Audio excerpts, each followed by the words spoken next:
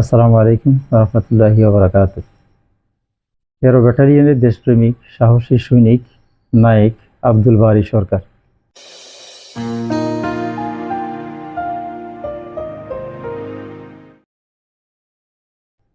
যিনি ফ্যাসিস্ট হাসিনার সাজানো রায়ে বর্তমানে যাবজ্জীবন দণ্ডপ্রাপ্ত হিসেবে কারাভোগ করছেন। গত ৪ দিন আগে কারাগারের অপরিচ্ছন্ন পিচ্ছিল বাথরুমে পড়ে গিয়ে হাত পা গুরুতরভাবে ভেঙে যায়। এরপর তাকে পঙ্গু হাসপাতালে নিয়ে যাওয়া হলেও রহস্যজনক কারণে তাকে যথাযথ চিকিৎসা দেওয়া হচ্ছে না। সবচেয়ে অমানবিক বিষয় হলো, হাসপাতালের বিছানাতেও বারী সরকারের পায়ে ডান্ডাবেড়ি পরিয়ে রাখা হয়েছে। কি চমৎকার স্বাধীনতা!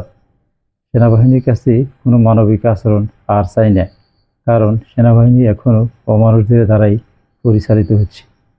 তবে মনে রাখেন, আল্লাহর কাছে এর প্রাপ্য বুঝে পাবেন। মিডিয়ার পরিবারগুলোর এই দীর্ঘশ্বাসের ফল আপনাদেরকে একদিন ভোগ করতে হবে।